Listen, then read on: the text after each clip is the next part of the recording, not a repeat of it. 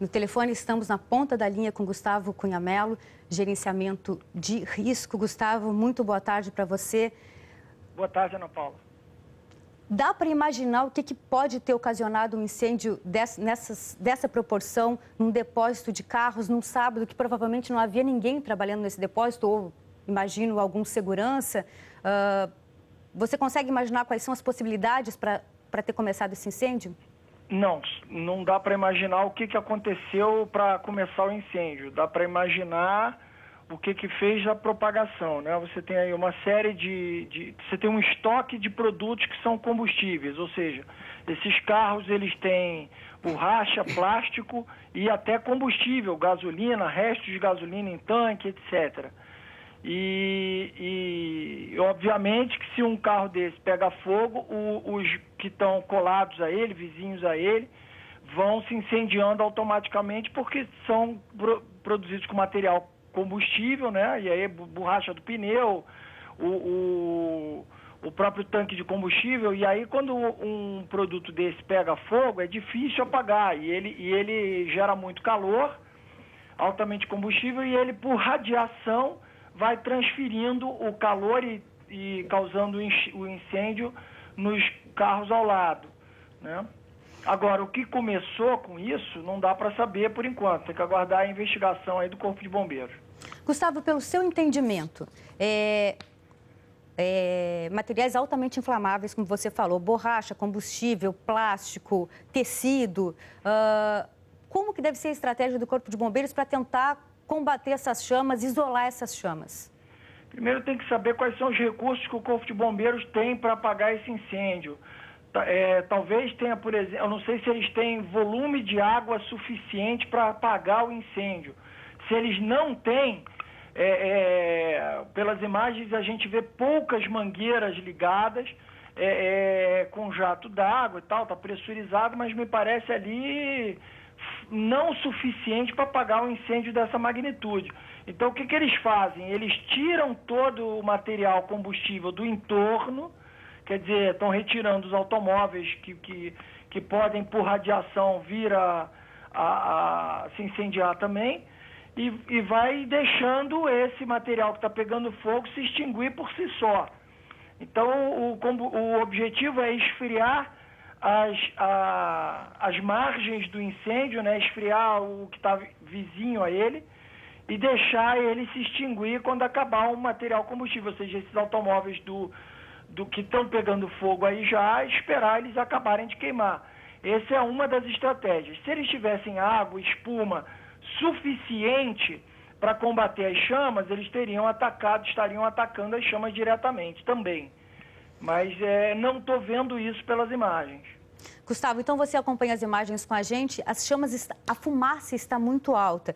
E esse depósito particular de carros fica muito próximo ao aeroporto Tom Jobim. Qual é o risco para o funcionamento do aeroporto com essas chamas nessa altura?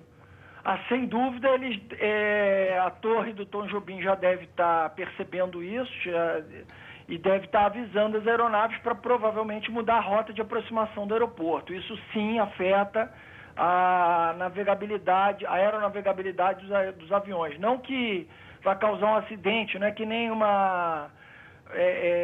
não tem os mesmos produtos químicos de uma fumaça de vulcão, por exemplo, que o avião não pode passar por ela. Esses daí o avião passaria, mas o problema é que no pouso, ele é um pouso visual, então os aviões não podem ter uma fumaça densa e negra como essa, prejudicando a visibilidade para o pouso. Então eles devem estar utilizando outras pistas, outro caminho de aproximação, e isso deve estar sendo tratado via fonia entre a torre e os aviões que estão se aproximando do Tom Jobim. Não acredito que isso chegue a fechar o aeroporto, não, mas que vá alterar talvez uma rota ou outra, sim. Quais devem ser as medidas de segurança agora nas proximidades ali desse depósito? Pelas imagens do Globocop, eu não vi imóveis residenciais. Parece que realmente é uma região de galpões, de depósitos, talvez de outros carros. Mas quais devem ser as medidas de segurança para tentar evitar outros danos aos imóveis vizinhos? O principal aí é a fumaça. Essa fumaça ela é tóxica, As pessoas não podem respirar essa fumaça, ela carrega uma série de produtos químicos, metais pesados, no estado gasoso, aí, já após a queima do material tóxico, de borracha, plástico, etc. Então, ela não pode ser inalada, ela causa uma série de problemas aí, respiratórios em qualquer ser humano. Então, o objetivo é ficar longe dessa fumaça. Se alguém estiver nas proximidades, teria que fechar janelas e, se possível, até se afastar da onde a fumaça está viajando, por onde a fumaça está viajando, até que se esgote esse incêndio e possa retornar. Agora a gente acompanha ali na imagem ao vivo que realmente estão muito altas essas chamas, a fumaça ali muito intensa, muito escura e muito alta. Gustavo, me ajuda. Eu falava aqui no começo que, na verdade, o que eu sempre ouço quando a gente faz as transmissões de incêndio, e ouço inclusive dos bombeiros, que quando a fumaça está muito escura assim, é que o incêndio ainda está muito forte, muito intenso. Quando ela fica um pouco mais clara, um cinza mais claro, quase branca, é que eles estão conseguindo, estão tendo sucesso para debelar as chamas. É isso mesmo? Em parte, sim. Mas também em função do material. Essa fumaça negra, ela vem do produto que está sendo queimado. Plástico e borracha gera essa fumaça negra quando queima. Se você estivesse queimando papel, por exemplo, aí já seria uma fumaça bem mais clara que essa daí. A fumaça, ela tem a cor dos metais pesados que estão envolvidos nela também. Agora, sem dúvida, quando está sendo apagado, você tem razão, ela vai ficando mais clarinha assim. Gustavo, continua com a gente. Agora a gente vai mostrar várias imagens, várias fotos, na verdade, de assinantes, que eles estão tirando essas fotos e publicando nas redes sociais. Aí, o interessante disso tudo, realmente, é um espetáculo trágico, não trágico, mas realmente incêndio é um negócio que sempre acaba chamando a atenção das pessoas, porque tem o fogo.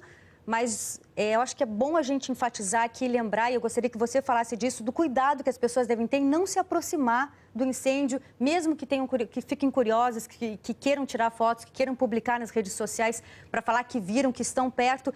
É preciso ficar muito longe, não é isso, Gustavo? Por causa dessa fumaça, que é uma fumaça tóxica. Perfeito. Quanto mais você se afastar da fumaça tóxica, não respirar, melhor para você.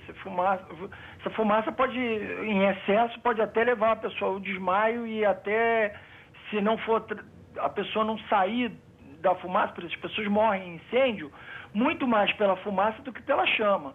Então, o problema maior é a pessoa inalar uma quantidade grande de fumaça que pode levar até ao óbito. E a minha preocupação agora é que essas chamas não estão sendo debeladas rapidamente o suficiente e, por irradiação, estão se transportando até para o lado esquerdo do depósito, onde tem um telhado e uma série de outros carros ali estocados. Então, se o bombeiro não conseguir isolar isso ali no meio do terreno, essa chama é capaz de atingir aqui esse outro depósito coberto, que tem uma série de automóveis estocados, pelo que a gente vê nas imagens, e aí o prejuízo será muito maior, a dificuldade de apagar também será muito maior. Mais cedo, a gente, inclusive, estava mostrando que alguns carros estavam sendo retirados, mas era um processo bastante lento. Na verdade, era apenas um guincho, um caminhãozinho que estava tirando carro a carro, mas, assim, num processo muito lento. Eu acho que deve haver poucos funcionários, já que hoje é sábado, e realmente, o que seria o interessante de fazer nesse momento? É tentar retirar o mais rapidamente possível esses carros que estão na parte de trás desse incêndio e que ainda não foram tomados pelo fogo, não é isso, Gustavo, ou estou errado? O que for possível, né? Se tiver equipamento suficiente para poder tirar os carros do depósito, isso tudo coberto, inclusive, seria bom, mas o ideal, esse é o problema, no Brasil a gente volta e meia tem incêndios em armazéns e depósitos dos mais diversos produtos. As pessoas precisam entender por que armazém é uma coisa altamente inflamável, os produtos são inflamáveis e é recorrente, altamente recorrente a quantidade de incêndios em armazéns e depósitos. Porque você não vê proteção, por exemplo, aí você não encontra, pelo menos nas imagens, sprinklers, hidrantes suficientes, uma caixa d'água elevada com uma quantidade de água muito grande, que são usados exatamente no momento da emergência. Quer dizer, quando você monta um plano de emergência para uma empresa, você pensa nisso tudo. O que eu vou fazer para apagar o incêndio? Depois que o incêndio está nesse tamanho, a dificuldade de apagar é muito grande e também você tem, não necessariamente vai ter os produtos ali necessários para o combate do incêndio, né? Você vê o bombeiro numa extremidade e na outra com 1, 2 mangueiras, quer dizer, eu não sei se tem água suficiente na região e se o bombeiro está conseguindo resfriar o entorno do incêndio, que é fundamental, porque senão ele não vai parar de se propagar e o prejuízo vai ser muito maior do que seria. Agora, também não é só culpa da infraestrutura que os bombeiros poderiam usufruir, utilizarem na região. Também tem um pouco de culpa aí do estabelecimento em si ter feito previamente um gerenciamento de risco e pensado na hipótese de um incêndio. Como vou agir e como vou combater um eventual incêndio. E aí que a pessoa se preocupa colocando hidrantes, colocando uma caixa d'água com volume suficiente de litros d'água para ser usado num combate ao incêndio, e por aí sucessivamente. Quer dizer, você vai pensando nisso antes. Agora, com o incêndio acontecendo, eu estou vendo que está muito difícil para o bombeiro conseguir combater. Me chamou a atenção também o número de bombeiros, assim, pelo que a gente vê na imagem, não quero fazer nenhuma injustiça aqui, mas pelo que a gente vê na imagem, parecem poucos bombeiros tentando debelar esse incêndio de grandes proporções. Agora, Gustavo, uma dúvida minha é o seguinte, é um depósito desse tamanho, com esse número de carros, são inúmeros carros que a gente vê nessa imagem, precisa ter uma brigada de incêndio? Precisar não precisa, mas se tivesse... O problema é que a gente não tem norma técnica que faça exigências pelo tipo de atividade da empresa, isso não existe. Nesse caso aí, não existe. Quer dizer, o estabelecimento aí que estoca esses carros, a princípio, sem fazer uma análise profunda, não estaria ilegal porque não tem brigada de incêndio, etc. O problema a gente não tem norma técnica. Desde a Boate Kiss, quando a gente teve o incêndio da Boate Kiss, o Brasil inteiro fez vigilância em diversas boates, fez uma série de exigências e tal. Não é só isso, a gente deveria ter criado uma norma nacional mínima de proteção contra incêndio, de exigências de todos os estabelecimentos, sejam eles comerciais, industriais ou até casas noturnas e tudo mais, para exatamente obrigar todo mundo a ter um mínimo de proteção contra incêndio. Sejam bombas de incêndio que sejam fiscalizadas e monitoradas, caixa d'água suficiente, com reserva de água suficiente para apagar o incêndio, hidrantes, sprinklers em alguns casos, detetores de fumaça, alarmes de incêndio e assim sucessivamente. Saídas de emergência, claro. E se isso acontecesse no Brasil, a gente, na época da tragédia da Boate Kiss, falou muita coisa, falou-se muito, mas na prática não se gerou nenhuma legislação que de fato protegesse a população de tragédias. Então, infelizmente, não há uma obrigatoriedade desse estabelecimento, por exemplo, em ter brigada de incêndio. E provavelmente não tem alarme, detetor de fumaça, alarme, etc. Não existe. Porque se existisse, certamente teria sido no início do incêndio avisado e teria sido combatido no início, quer dizer. E lembrando que, às vezes, as empresas têm essa obrigatoriedade pela lei, né, de ter todos esses equipamentos. Tem os equipamentos, mas não tem os funcionários preparados para lidar com esses equipamentos, para usar quando necessário. A gente não sabe nem as condições, se havia funcionários nesse depósito no momento que começou o incêndio, porque hoje é sábado, hoje é final de semana, não sabíamos se havia pessoas trabalhando lá nesse momento. Mas aí é que está, se tinha equipamento de segurança, de prevenção de incêndio, deveria ter alguém lá para usar esses equipamentos caso houvesse necessidade. Imagino que seja isso, né, Gustavo? Tocou num ponto super importante, porque não adianta a legislação por si só. A gente depende do órgão público, prefeituras, etc., fazer a vigilância e a fiscalização da efetiva contratação e e a equipagem das empresas e locais, se tem de fato, estão lá instalados e estão efetivos, funcionando e com adequada manutenção. Então, eu preciso de fiscalização. E o segundo ponto, quando você faz gerenciamento de risco numa empresa, você pensa em todas as hipóteses. Você pensa ali, se de madrugada acontecer um acidente, como ele será resolvido? Como será tratado? Quem vai tratar? Essa pessoa que vai tratar tem treinamento? Haverá o equipamento funcionará? Por exemplo, não adianta eu ter uma bomba d'água para puxar a água da cisterna ou da caixa d'água de reserva de incêndio, né? Não adianta se a bomba d'água está ligada na energia sem um gerador, porque a primeira coisa que se faz no incêndio é cortar a energia elétrica.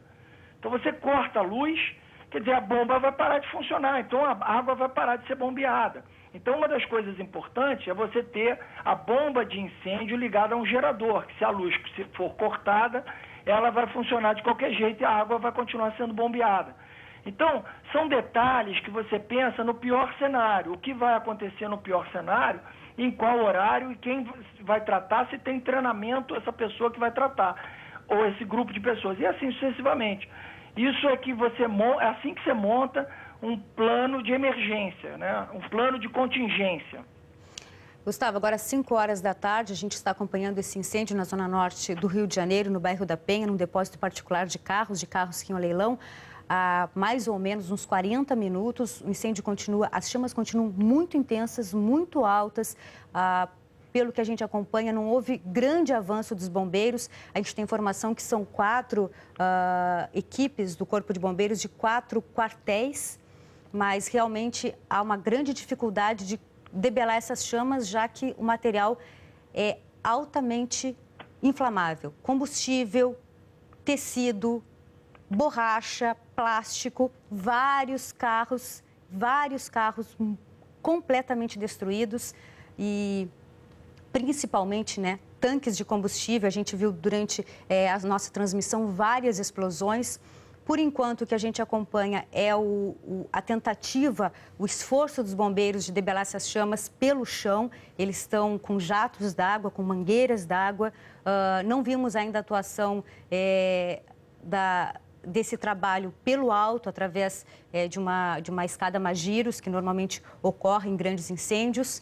Mas essa é a situação. A fumaça continua muito intensa, muito alta. Lembrando que esse incêndio, esse depósito fica muito próximo do Aeroporto Internacional do Rio de Janeiro. As chamas muito altas, muito provavelmente pode acontecer de essas chamas interromperem o funcionamento hoje do aeroporto, de pousos e decolagens, justamente por causa de visibilidade. Gustavo Cunha Mello nos falava agora há pouco do perigo, do risco dessa fumaça, que é fumaça tóxica, já que devido é fruto, né, de material altamente inflamável, portanto, fumaça tóxica. E aí, Gustavo, eu queria que você falasse um pouco do trabalho do Corpo de Bombeiros, porque normalmente a gente sempre alerta muito as pessoas, os curiosos, moradores, funcionários que estão ali em volta, e normalmente a gente não fala dos bombeiros, e eles que estão ali diretamente trabalhando nisso. Óbvio que eles são preparados, mas muitas vezes a gente acaba tendo que informar, que noticiar de bombeiros feridos, machucados, intoxicados por causa de grandes incêndios. Eu queria que você falasse um pouco a respeito disso. Os bombeiros são conhecidos como heróis, não é à toa. Eles, de fato, são os maiores prejudicados, porque eles estão ali no site, no momento do incêndio, e, sem dúvida, alguns deles até sem o equipamento necessário para respiração, que seriam os balões de oxigênio e filtros para ele não poder inalar essa fumaça. Alguns até, pelas imagens, a gente viu com isso, mas não são todos. E infelizmente, são os maiores prejudicados, sim. É comum a gente encontrar bombeiros machucados, feridos em combate a incêndio no Brasil inteiro. Agora nos chega uma informação, Gustavo, que felizmente não há vítimas, essa é a confirmação do Corpo de Bombeiros, não há vítima nesse incêndio de grandes proporções num depósito de carros na zona norte do Rio de Janeiro, e o aeroporto Tom Jobim confirma que funciona normalmente, portanto essa fumaça ela deve estar indo para o outro lado e não para o lado onde fica o aeroporto Tom Jobim. São duas boas informações, portanto ali agora só fica o trabalho realmente dos bombeiros em tentar isolar essas chamas no foco do incêndio, para que elas não se alastrem para os outros carros. E fica o alerta também para quem mora ali perto. Claro que a gente vê que é uma região assim com vários depósitos. Se eu não me engano, tem até um terminal de ônibus ali muito próximo. Portanto, não é uma região residencial, mas ainda assim, se há moradores, se há funcionários trabalhando nesses depósitos todos nessa região, por favor, se protejam, porque essa fumaça é tóxica. Como que pessoas que estão próximas desse incêndio podem se proteger, Gustavo? Bom, é simples, né? É uma resposta até meio óbvia. Elas têm que sair daí. Tem que sair, não pode... Você vê para onde está o vento, para onde ele carrega a fumaça e as pessoas têm que se deslocar, sair do local, sair do caminho da fumaça, não respirá-la, até que isso daí se resolva. Esperamos que nas próximas horas isso seja resolvido, essa fumaça se extingua, a atmosfera vai dissipá-la e aí as pessoas podem voltar normalmente aos locais, se é que tem alguém ali na vizinhança. A princípio são locais comerciais que num dia de sábado provavelmente esses locais estão mais vazios. Parece que essa fumaça está ficando um pouco mais clara, agora menos densa, Gustavo. Não sei se você concorda comigo. Você que está acompanhando juntamente com a gente aqui na Globo News esse incêndio, você acha que os bombeiros estão conseguindo ter um pouco mais de sucesso agora, já passada uma hora que a gente acompanha esse incêndio ali na zona norte do Rio de Janeiro? Você acha que eles estão conseguindo, então, debelar as chamas e isolar elas no foco do incêndio? A gente espera que sim. De fato, a fumaça está mudando de cor, você tem toda a razão. E pelas imagens, o que deu para depreender foi que eles estão com a estratégia de resfriar o entorno do incêndio para que não se propague por radiação. Então, quer dizer, eles esperam que o incêndio se extingua por si só quando acabar de queimar o material combustível no interior do mesmo. E resfriar o entorno para que ele não se propague. Então, me parece que essa é a estratégia e pelo que a gente está vendo pelas imagens, está dando certo. Quer dizer, as chamas estão baixando. Depois tem o trabalho de rescaldo, quer dizer, e por incrível que pareça, essa fumaça, esse cheiro tóxico do incêndio, ele não acaba quando a fumaça acabar, não. As pessoas que forem trabalhar aí no entorno na segunda-feira vão sentir ainda um forte cheiro desse material que foi queimado. Isso aí fica aí por semanas. Gustavo, e a próxima etapa, depois de debeladas as chamas, depois de feito o trabalho de rescaldo do Corpo de Bombeiros, depois de controlado o incêndio, como que deve ser feita a investigação para saber as causas de um incêndio dessa proporção? Tem uma série de técnicas de perícia que as chamas vão deixar rastros, vão deixar resíduos, vão deixar marcas em paredes, marcas nos veículos, marcas... E aí você consegue interpretar cientificamente por onde começou. E aí você vai deduzindo, você procura o que foi, se tem parte elétrica próximo, se foi um curto-circuito, se foi alguma coisa, ou se foi uma faísca de algum produto, sei lá, de algum metal ou de alguma coisa que esteja próximo e próximo, inclusive, a algum tanque de combustível. Algo aconteceu para esse incêndio começar. Normalmente pode ser um curto-circuito, pode ser uma faísca próxima a um produto altamente combustível, como gasolina, por exemplo. E isso facilmente é detectado. Quer dizer, não é fácil, não tão fácil às vezes, mas é possível, é cientificamente possível você deduzir aonde começou o incêndio.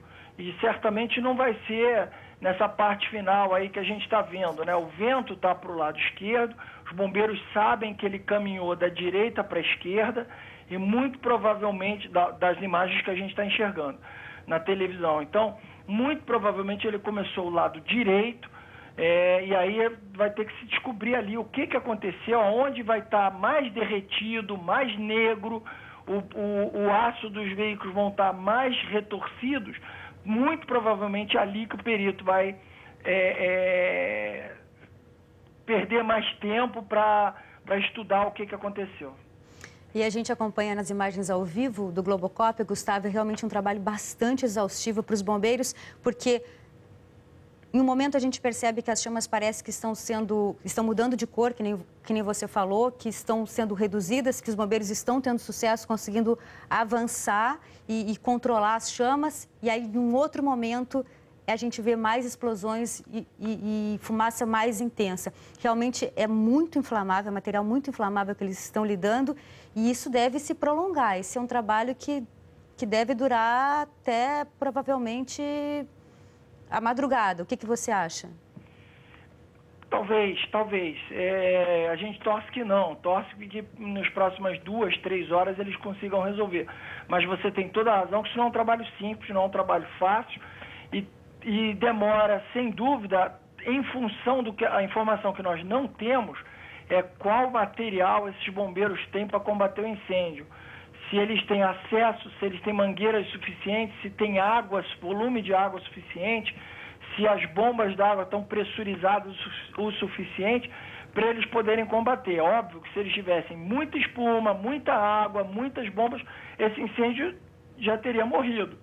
Então, quer dizer, os bombeiros estão lutando com as armas que eles têm. E dependendo dessa infraestrutura possível para os bombeiros, é que a gente poderá avaliar se vai demorar mais 1 hora, 2 horas ou até de madrugada. E não é fácil, não será fácil em função, como você bem disse, do material altamente combustível que está alimentando as chamas. Gustavo, eu imagino que um depósito com o número de carros que tinha aí dentro, nesse galpão, nesse pátio, isso deveria ter seguro contra incêndio, contra roubo. E o seguro, numa situação dessas, o seguro também entra com investigação para determinar o que começou o incêndio, qual seria a causa? Sim, o seguro normalmente é perfeito, o seguro faz sim uma investigação, uma perícia.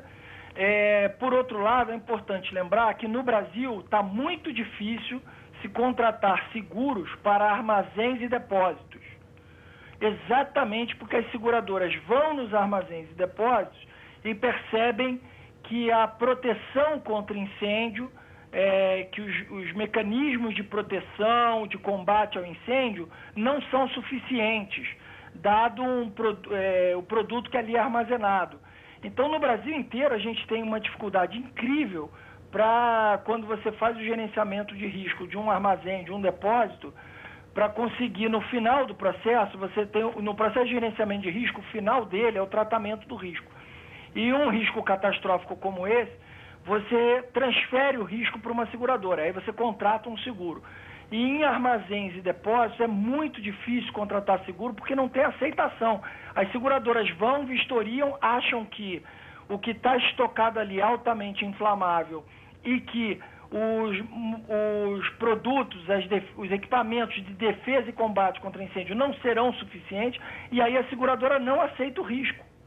Então, pode até ser que esse depósito tenha seguro, mas também provavelmente pode ser que ela não tenha. Quer dizer, é provável que ela também não tenha seguro nenhum. Tá certo, conversamos com Gustavo Cunha Mello, ele é especialista em gerenciamento de risco. Gustavo, muito obrigada pela sua participação aqui. Bom sábado, muito obrigada pelos seus esclarecimentos, nos ajudou muito a entender esse incêndio que acontece agora na zona norte do Rio de Janeiro, no bairro da Penha. É um incêndio num depósito particular de carros que iriam a leilão.